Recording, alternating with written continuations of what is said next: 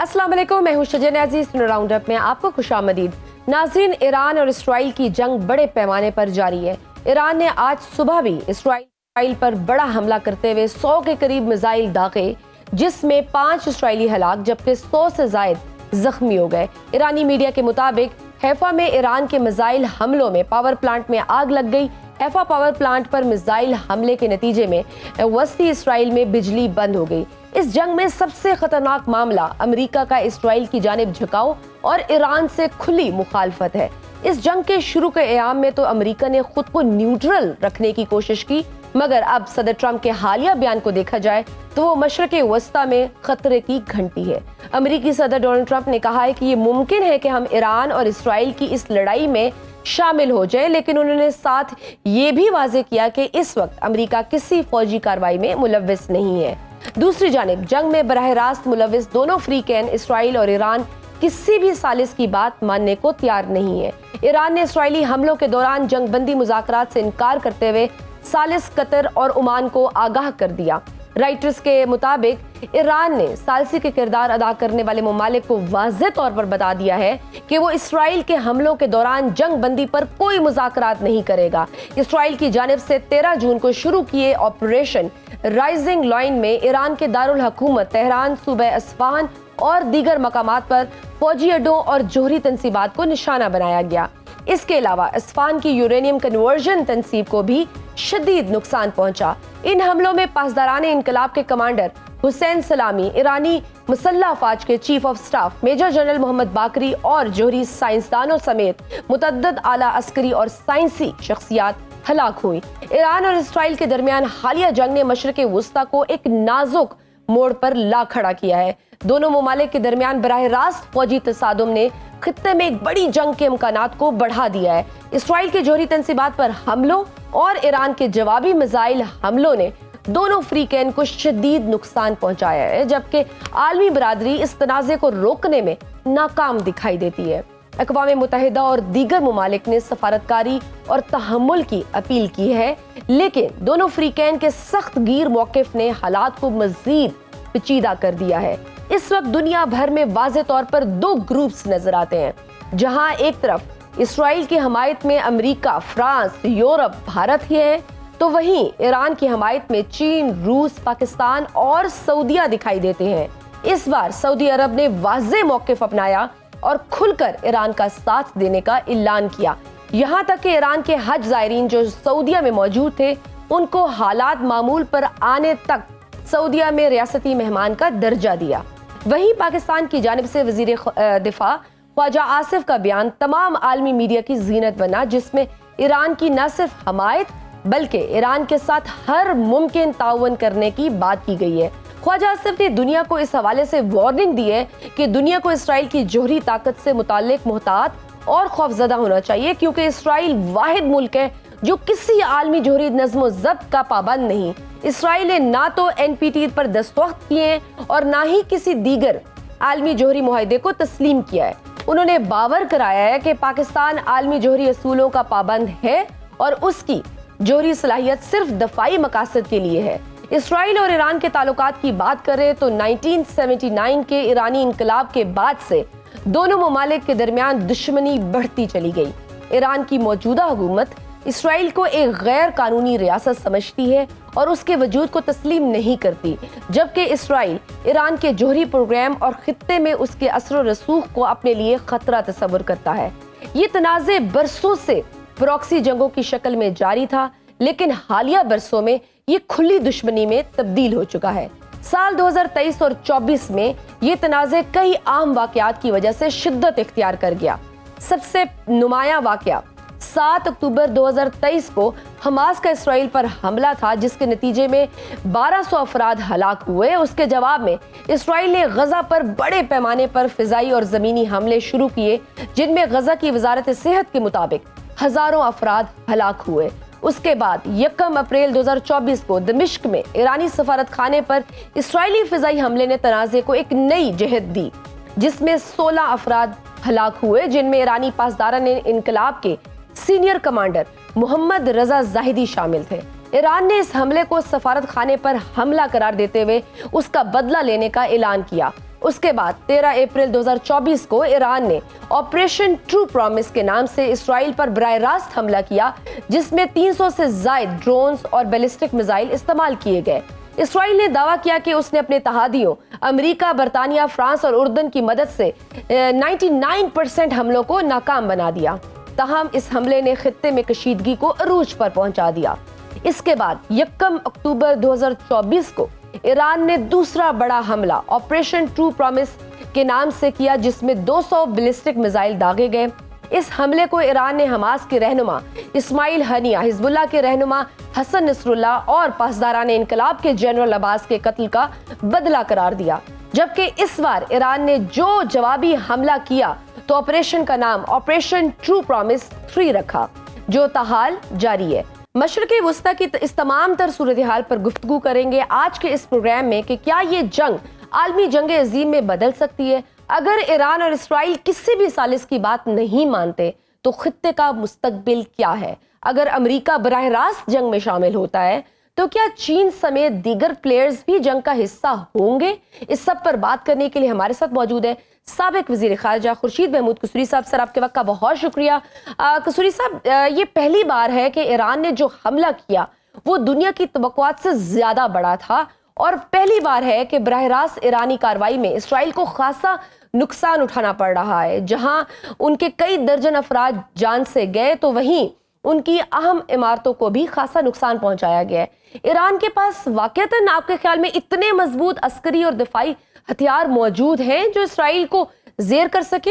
یہی چیز تو دیکھنے والی ہے۔ اس جنگ کا فیصلہ اتنی آسانی سے نہیں ہوگا۔ جی، اس کی وجہ ہے کہ اسرائیل کے پاس ویسٹ ماڈرن ٹیکنالوجی ہے، اسرائیل کی ایئر فورس ہے، ورلڈ کلاس ایئر فورس ہے، اور بدنصیبی سے ایران کی ایئر فورس جو ہے وہ اس کا پرانے جہاز ہے، لیکن ایران نے کوشش کی ہے اس کو میک اپ کرنے کی، میزائل ٹیکنالوجی میں ترقی کی ہے، ڈرونز میں ترقی کی ہے۔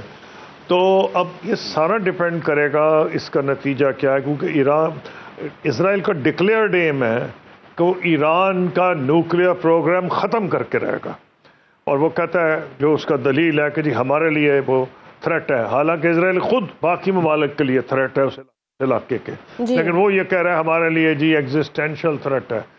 تو اگر تو یہ ڈیپینڈ کرے گا، ابھی حملے کر رہا ہے اسرائیل ان کی انسٹالیشنز پہ۔ ایک ایران نے جو میزائلز داغے ہیں اپنی طرف سے، ان میں سے یہ ہے کہ ان کی جو اینٹی بیلسٹک میزائل سسٹم ہے بڑا مضبوط ہے اسرائیل کا، لیکن باوجود اس کے جو 50 مارتے ہیں تو 2-3 نکل جاتے ہیں۔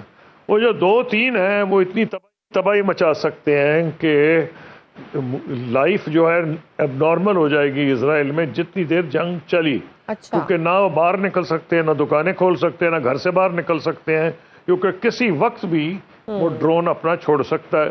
جب وہ ڈرون مارتا ہے، یہ روک بھی لیں تو ایک تو وہ دہشت ہو جاتی ہے، الارم بجنے لگتے ہیں، آپ کو انڈر گراؤنڈ سیلر میں جانا پڑتا ہے، تو کوئی اتنی آسان لائف نہیں ہے۔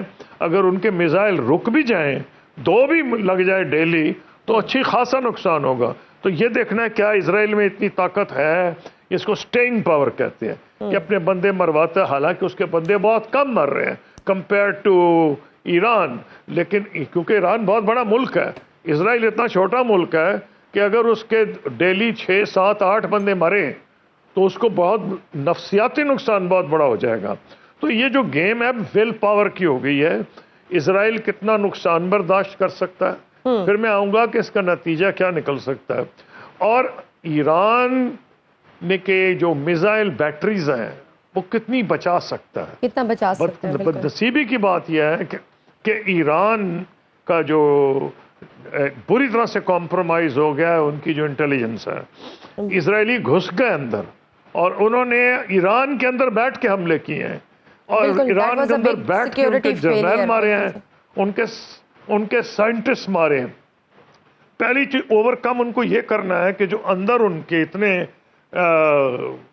سپائز ہو گئے ہیں، یہ ایرانی رجیم کو سوچنا پڑے گا کہ کیوں ہوا یہ، جو ایرانی ہے نا، اب وہ جو ہے کتنے بیٹھے ہیں مجھے نہیں پتا، پچھلے دنوں آیا کہ انہوں نے 2 پکڑ بھی لی ہیں ان میں سے، جی اب ڈرونز کا بھی آیا ہے کہ انہوں نے ایک فیکٹری پکڑ لیا جو وہیں ڈرون بنا رہی تھی. ایک کو تو سر پھانسی بھی دی ہے. انٹیلیجنس کا جو اگر انٹیلیجنس کا وہ کنٹرول کر لیتے ہیں کہ مزید انہیں نقصان نہ ہو تو اس میں یہ ہے کہ یہ اگر تو لمبی جنگ چلی تو اسرائیل کو یہ نقصان ہوگا کہ وہ چھوٹا ملک ہے اور اس کے اگر 5 6 8 بندے ڈیلی مرتے گئے تو پبلک اوپینین کا بڑا پریشر رہے گا, کیونکہ نیتن یاہو آگے ہی بہت کنٹروورشل آدمی ہے اسرائیل میں. ایک تو ان پہ مقدمے کرپشن کے چل رہے ہیں جی, اور وہ یا پرائم منسٹر رہے گا یا جیل میں جائے گا. اس کی کوشش اسی لیے ہے کہ نہ غزہ کی جنگ ختم ہو, ہر جگہ پہ چلتا ہی جائے جتنی دیر جنگ چل رہی ہے, تاکہ ان کا ٹینیور پرولونگ ہوتا رہے. لیکن عوام اوبویسلی فرسٹریٹڈ ہوگی, بار بار بنکرز میں جانا, یہ سچویشن وار کی, it's not an easy task. Kishori صاحب, ایران پر اسرائیل کے ہونے والے حملوں میں ان کی تمام اہم فوجی قیادت یہاں تک کہ ایٹمی سائنسدان تک شہید ہو گئے ہیں, اور اسرائیل کا دعویٰ ہے کہ انہوں نے ایران کے جوہری نظام کو اتنا نقصان پہنچا دیا ہے کہ ایران 50 سال پرانی پوزیشن میں جا چکا ہے. آپ سمجھتے ہیں کہ یہ بات درست ہے؟ نہیں, آئی ڈونٹ, اس وقت تک یہ نہیں ہے. لیکن خطرہ یہ ہے کہ اگر یہ جنگ لمبی چلی کہیں امریکہ نہ شامل ہو جائے. اس کی وجہ یہ ہے کہ اسرائیل کے پاس یہ ٹیکنالوجی نہیں ہے, بڑا ایڈوانس ملک کا ٹیکنالوجی میں, کہ بنکر بسٹر بمز سے وہ تباہ کر دے ان کے جو انڈر گراؤنڈ پہاڑوں کے نیچے چھپے ہوئے ہیں. وہ ٹیکنالوجی امریکہ کے پاس ہے. اسی لیے ایران کی کوشش ہونی چاہیے کہ جنگ لیمیٹڈ رکھے, صرف اسرائیل پہ حملے رکھے, سرے دست کسی اور کو دشمن نہ بنائے, اسرائیلی پہ فوکس کرے. کیونکہ اگر امریکہ اس میں کود پڑا تو پھر ایک ساری کہانی بدل جائے گی, پھر جوہری پروگرام کو واقعی بہت نقصان ہوگا, لیکن اس کا امریکہ کو بھی نقصان ہوگا, وہ ہم بعد میں بات کر لیں گے.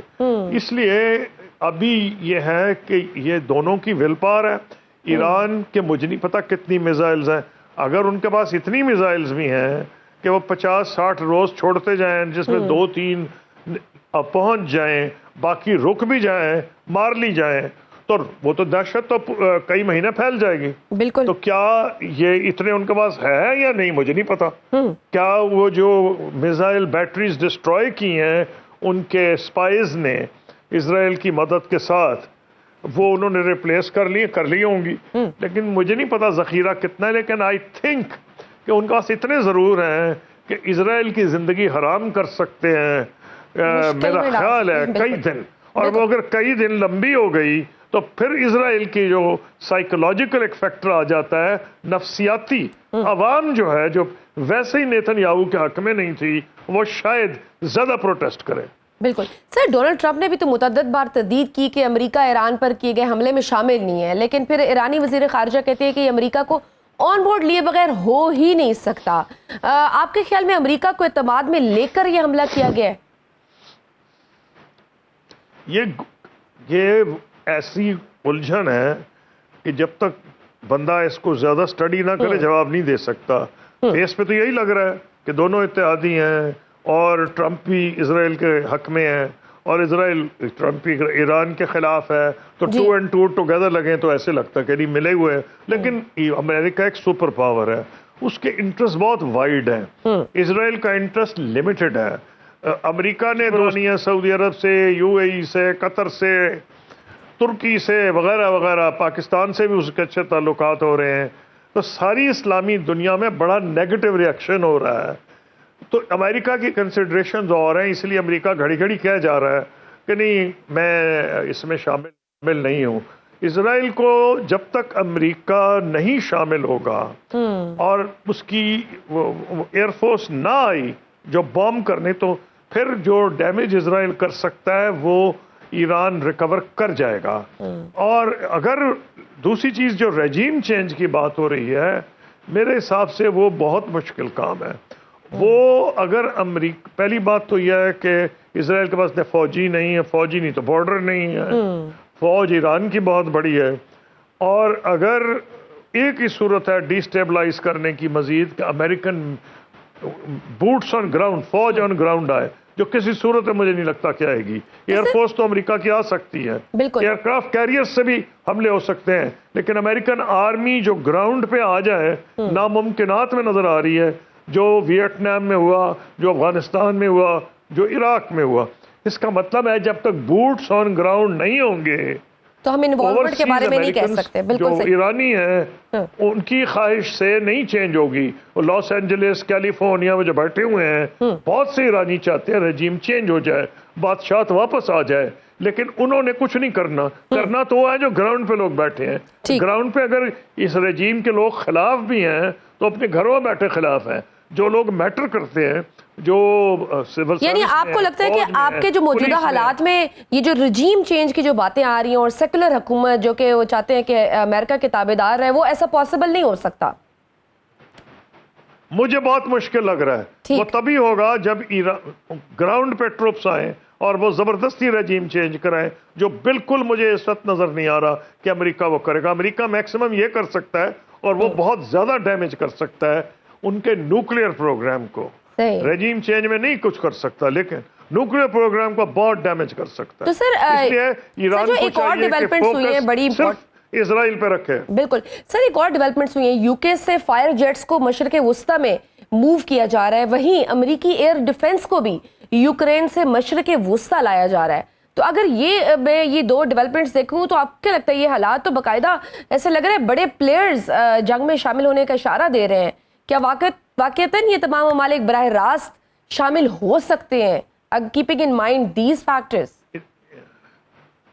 دیکھیے یہ اس لیے بھی ہو رہا ہے کہ ان کو یہ ڈر ہے, میں am just making an analysis, ایک یہ بھی ہو سکتا ہے کہ ان کو یہ ڈر ہے کہ ایرانی الٹیمیٹلی ہم پہ حملے نہ کریں, ہمارے بیسس پہ حملے نہ کریں.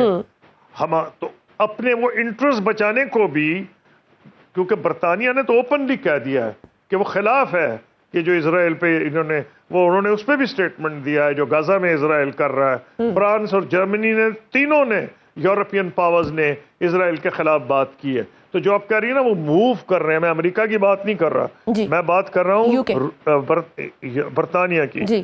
جہاں تک امریکہ کا تعلق ہے کہ جی وہ لے کے آ رہے ہیں یہاں, وہ تو ایک قسم کی سگنل ہے یوکرین کو بھی, یوکرین کو کہ وہ صلح کر لے روس کے ساتھ, کیونکہ پریزیڈنٹ ٹرمپ چاہ رہے ہیں کہ ہو جائے. یورپینز نہیں چاہ رہے لیکن پریزیڈنٹ ٹرمپ چاہ رہے ہیں. پریزیڈنٹ ٹرمپ کے پاس یہی ٹرمپ کارڈ ہے نا کہ اپنی مدد دینی بند کر دیں, اور اگر وہ نظام نکالتے ہیں تو یوکرین کمزور ہوگا.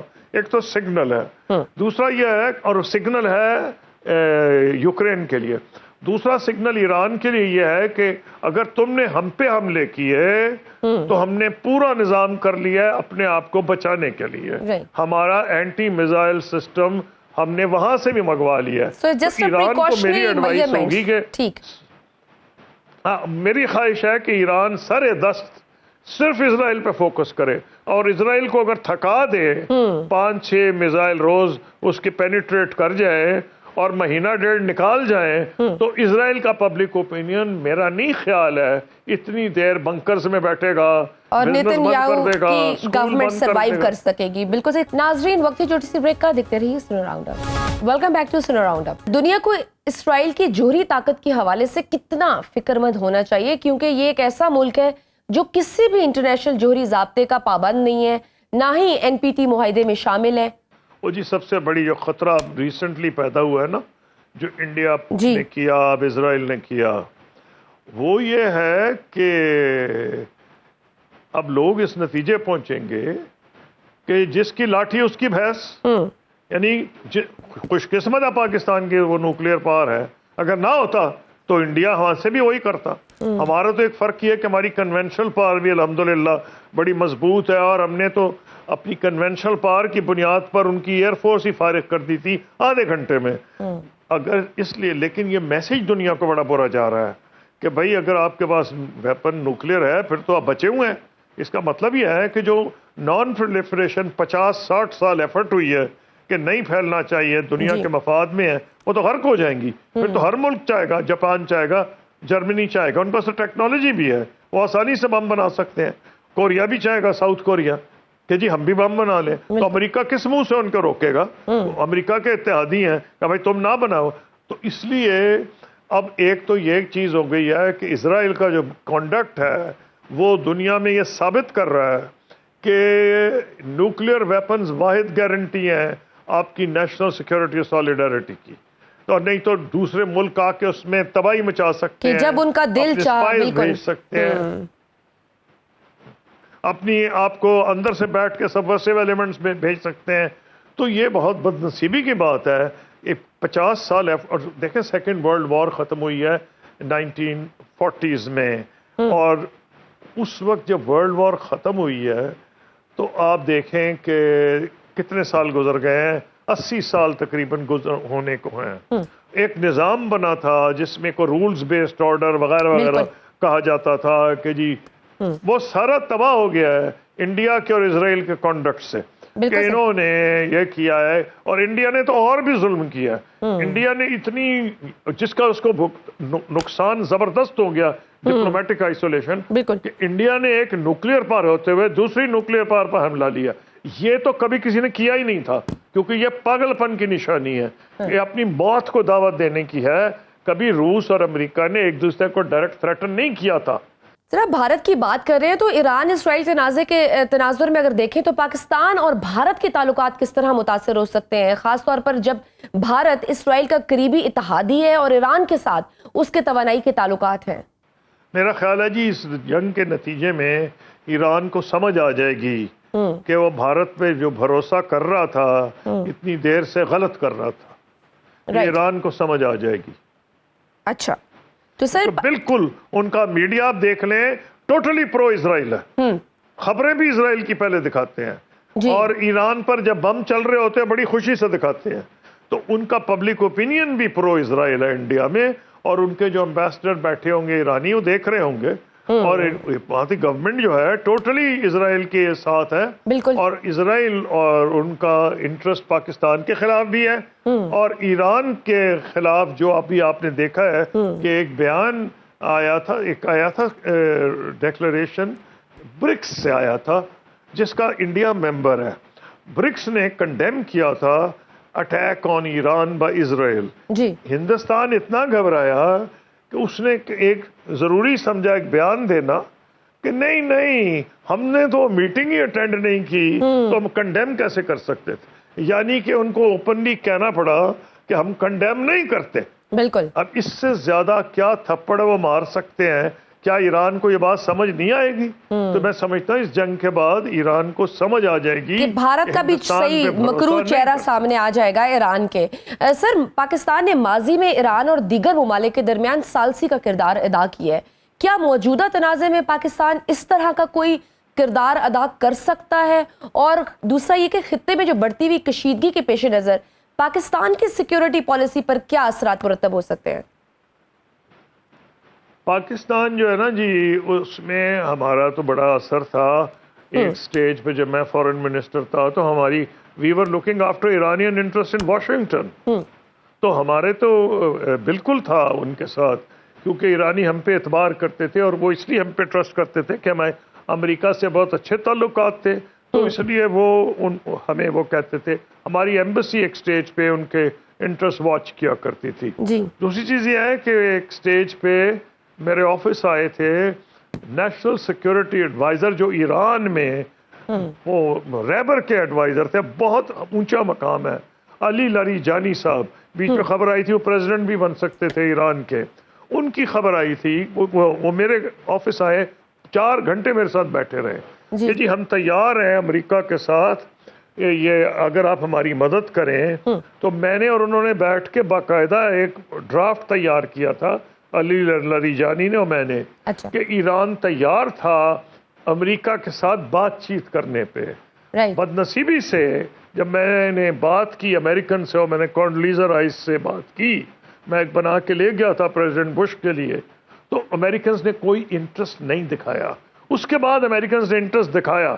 اوباما کے دور میں یہ اگریمنٹ ہوا JCPOA کا، اب ٹرمپ بھی کوشش کر رہے ہیں کہ کوئی اگریمنٹ ہو جائے، لیکن اس اگریمنٹ بٹ آپ کو لگتا ہے ابھی یہ کامیاب ہو سکتے ہیں؟ مذاکرات کی بات تو کر رہے ہیں لیکن دوسری طرف سے تو وہ کہہ رہے ہیں کہ اب نہیں ہو سکتے اس موجودہ سچویشن میں. ہاں لیکن مذاکرات اس وقت تو نہیں ہوتے نا جب آپ پہ بم پڑ رہے ہو. بالکل. تو اس لیے یا تو کچھ سیز فائر پریزیڈنٹ ٹرمپ کرائیں گے تو اس کے بعد ہو سکتے ہیں، اس سے پہلے تو بہت مشکل لگ رہا ہے. سر لاسٹ کوسچن، آپ کیا سمجھتے ہیں کسوری صاحب کہ امریکہ، روس اور چین جیسے بڑے عالمی کھلاڑی ایران اور اسرائیل کے تنازع میں کس طرح شامل ہیں اور پاکستان کو ان کی مداخلت کے پیش نظر اپنی خارجہ پالیسی کس طرح ترتیب دینی چاہیے؟ دیکھیے، پاکستان کا پرائمری انٹرسٹ یہ ہے کہ انڈیا کو کنٹین کرے. دوسرا انٹرسٹ یہ ہے کہ ایران اور افغانستان سے ہمارے تعلقات بہتر ہو. رائٹ. کیونکہ جو اگر ہمسایوں کے ساتھ آپ کے تعلقات بہتر نہیں ہیں تو پھر آپ کی خارجہ پالیسی میں بہت بڑا ایک آپ کو نقصان ہوگا جو آپ کے انڈیا کو ہوا کہ پورا ساؤتھ ایشیا میں ایک ملک نہیں بولا انڈیا کے حق میں. اور تو اور چھوڑے، وہ بھوٹان بھی نہیں بولا، نیپال بھی نہیں بولا ہی کوئی نہیں. تو ایران ہمیں بھی یہ چاہیے کہ اپنے نیبرز میں چین سے الحمدللہ بہت اچھے ہیں، ہمیں افغانستان سے معاملہ سیٹل کرنا پڑیں گے کیونکہ وی کی ناٹ افورڈ. اور پھر یہ ہے کہ ہمارے ان سے برادرانہ ایک اور لیول پہ تعلقات ہیں. ہم سے غلطیاں ہوئی ہیں لیکن آج وہ موقع نہیں ہے. ہم نے انٹرفیئر زیادہ کیا افغانستان کے معاملات میں، لیکن as I say today is not the matter.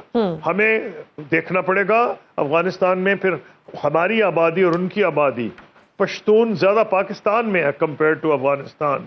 تو ہمارے ایک اسپیشل نوعیت کے تعلقات ہیں جس کو ایک وقت پریزیڈنٹ کرزئی نے کہا تھا we are conjoined twins Pakistan اور افغانستان. سو ہمیں ڈیفینیٹلی افغانستان کی طرف توجہ دینی پڑے گی. اور سر اس جنگ کے بعد ایران کو جب سمجھ آئے گی کہ انڈیا پہ وہ ڈیپینڈ نہیں کر سکتا تو ہم سے بھی میری امید ہے ان کے تعلقات بہتر ہو جائیں، بہتر ہوں گے. اور سر what do you think about OIC کہ ڈونٹ یو تھنک کہ اس کو بھی ایکٹیو ہونے کی ضرورت ہے اور پاکستان should take initiative؟ دیکھیے، پاکستان کے پاس دو ہیں اس وقت پلیٹ فارمز جہاں سے وہ رول ادا کر سکتا ہے. ایک سیکورٹی کاؤنسل، خوش قسمتی سے ہم ممبر ہیں اور ہم پورا رول ادا کر رہے ہیں. بالکل. اس وقت ہم نان پرماننٹ ممبرز ہیں تو ہم نے پوری کوشش کی ہے.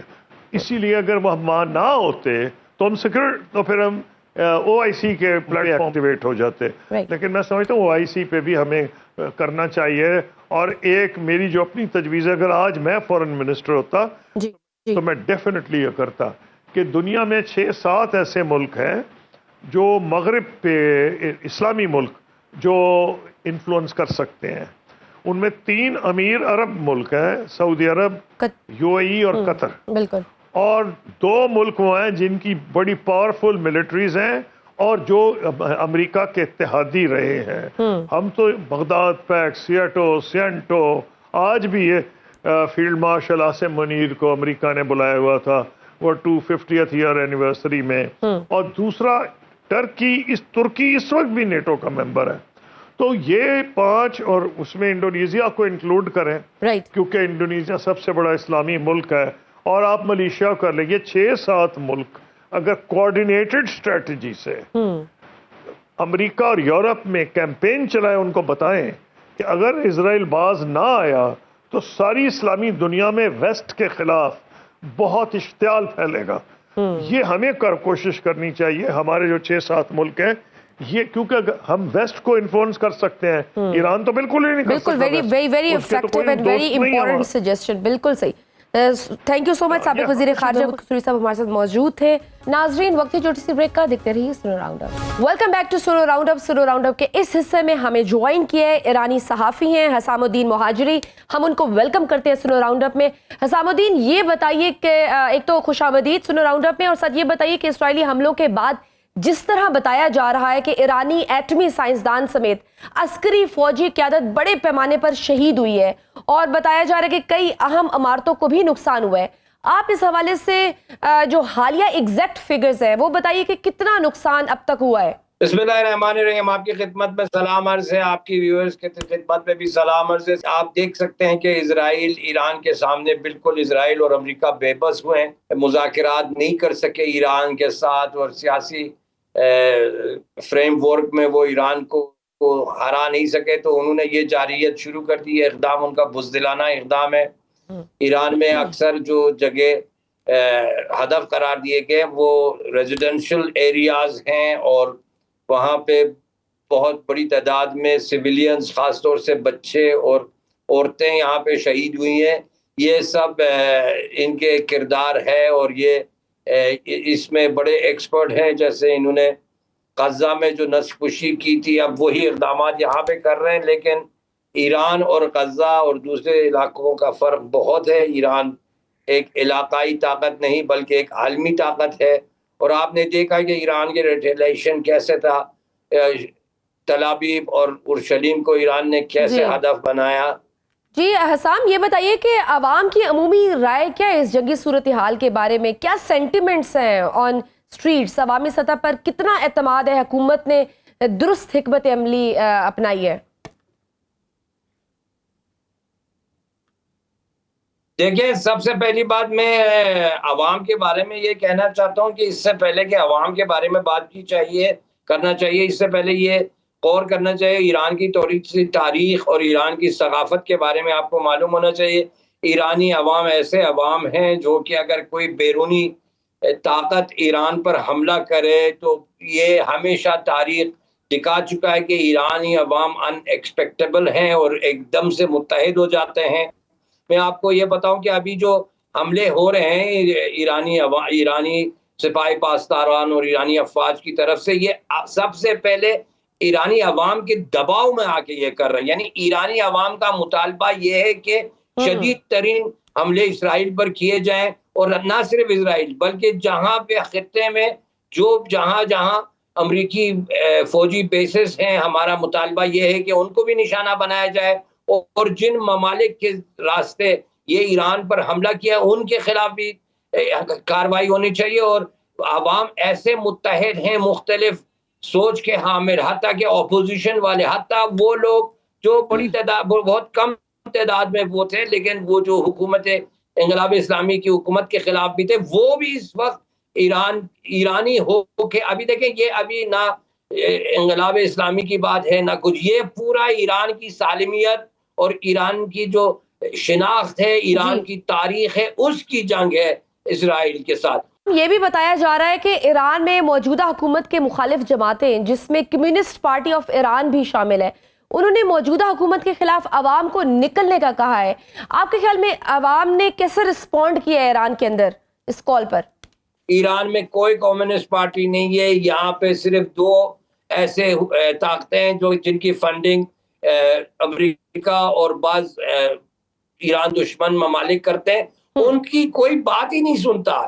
کیونکہ میں آپ کو یہ بتاؤں کہ جب ایران کے باہر سے ایران پر جارحیت ہو جائے, کسی چڑیا کے گھونسلے پر اگر کوئی دوسرا باہر سے حملہ کرے تو وہ یقیناً اپنے گھونسلے کی حفاظت کرے گا, اس میں کوئی بغاوت نہیں ہوگی. ایران کی تاریخ اٹھا کے دیکھ لیں, بغاوت آپ دیکھ ہی نہیں سکتے. ایران میں کوئی انڈیپینڈنس ڈے ہی نہیں ہے, کیونکہ ایران ہمیشہ آزاد رہا ہے. ایران کبھی کسی کا غلام نہیں بنا آج تک, اور آج کے بعد بھی نہیں بنے گا. حسام, ہم نے جس طرح سے دیکھا کل عید غدیر کا موقع بھی تھا, اور ہم نے دیکھا کہ ایران میں بہت بڑے جوش کے ساتھ اس کے جلوس مذہبی عقیدت سے نکلے, اور لوگ اسرائیل پر حملے سے کافی خوش دکھائی دیے. ویژولز ہم سب نے دیکھے, جبکہ اسرائیل کے عوام میں ہم نے پہلی بار ڈر دیکھا. آپ کیا سمجھتے ہیں ایران کی قیادت اب اس جنگ کو کتنا مزید طول دے سکتی ہے, اور اہداف کیا ہیں؟ میرے عقیدے کے مطابق مطالبہ ایرانی عوام کا یہ جنگ کا ادامہ اور اس کو جاری رکھنا ایرانی عوام کا مطالبہ ہے, اور ایرانی حکومت عوام کے دباؤ میں آ کے یہ اقدامات کر رہے ہیں. میں آپ کو ایک اور بات بتاؤں, ایرانی عوام تو چاہتے ہیں کہ ایران ایٹم بم بنا لیں, لیکن رہبر انقلاب اسلامی حضرت آیت اللہ خامنئی کا جو فتویٰ ہے اس کے بنا پر ابھی جو محدودیت ہے, یہاں پہ جہاں میں دیکھ رہا ہوں لوگ التجا کر رہے ہیں حکومت سے کہ خدا کے واسطے ایٹم بم بناؤ. یہ اتنے ہمارے دشمن بے وقوف ہیں کہ انہوں نے ایران پر حملہ کر کے بہت بڑی غلطی کی. ایران کے عوام ابھی ایک یہاں پہ قومی یکجہتی کا جو مظاہرہ ہو رہا ہے, میں نے آج تک نہیں دیکھا. 8 سالہ جنگ میں جو یہاں پہ عوام میں یکجہتی تھی, آج اس سے زیادہ ہم یہاں پہ یکجہتی کا اظہار کر رہے ہیں. کیا ایران سفارتی راستوں سے بھی مسئلہ حل کرنے کی کوشش کر رہا ہے, یا صرف فوجی جواب کو ترجیح دی جا رہی ہے؟ کیا آپ سمجھتے ہیں کہ حکومت کے پاس اس بحران سے نکلنے کے لیے کوئی پرامن یا سیاسی روڈ میپ موجود ہے؟ بالکل ہے. دیکھیں, ایران کے خلاف جو اقدامات کیے گئے ہیں گزشتہ 47 سال سے جب سے انقلاب اسلامی ہوا ہے ایران میں، ہمارے صدر کو انہوں نے شہید کیا، محمد علی رجائی کو، ہمارے وزیر اعظم محمد باہنر کو شہید کیا، ہمارے جوڈیشری کے سربراہ ڈاکٹر بہشتی کو شہید کیا گیا، بہت سارے کمانڈر من جملے جنرل حاج قاسم سلیمانی کو شہید کیا، جنرل سیاد شیرازی صاحب کو شہید کیا جو کہ فوج کے سربراہ تھے۔ تو یہ سلسلہ جاری ہے، اور جیسے انگریزی میں کہتے ہیں نا، we are used to it, یعنی ہم اس بات کے عادی ہیں۔ ہمارے لیے دوسرا آپشن کیا، تیسرا آپشن بھی موجود ہے، اور جب تک اس 80 ملین ایرانیوں میں سے اگر ایک بندہ بھی زندہ رہے گا، یہ جنگ جاری رہے گی اور یہ مزاحمت ہے۔ الحمدللہ رب العالمین، اعزاز یہ ہے کہ ہم مسلمان مخالف دشمنوں کے خلاف جنگ میں ہیں، جو مرے یقیناً شہید ہیں۔ ہمارے کو ہمارا مسلمان برادر نہیں مار رہا ہے، ہمارے کو ایک یہودی اور صہیونی حکومت مار رہے، اور امریکہ کے بلبوتے پہ اس سے بڑا اعزاز، اس سے بڑی خوش نصیبی کیا ہے؟ یہاں پہ ایران اور اسرائیل میں فرق یہ ہے کہ ہم لوگ یہاں پہ خواہش مند ہیں کہ شہید ہو جائیں، وہ لوگ ڈر کے مارے بنکروں میں گھسے ہوئے، تو ہم مر کر شہید ہو جاتے ہیں، زندگی ہماری ابدی ہو جاتی ہے، وہ مر کر نیست و نابود ہو جاتے ہیں۔ یہ ہے ایران اور اسرائیل کا فرق۔ بہت شکریہ حسام الدین مہاجری، ایرانی صحافی ہمارے ساتھ موجود۔ گفتگو آپ نے سنی۔ ناظرین، آج کے پروگرام میں بس اتنا ہی، مجھے دیجیے اجازت، اللہ حافظ۔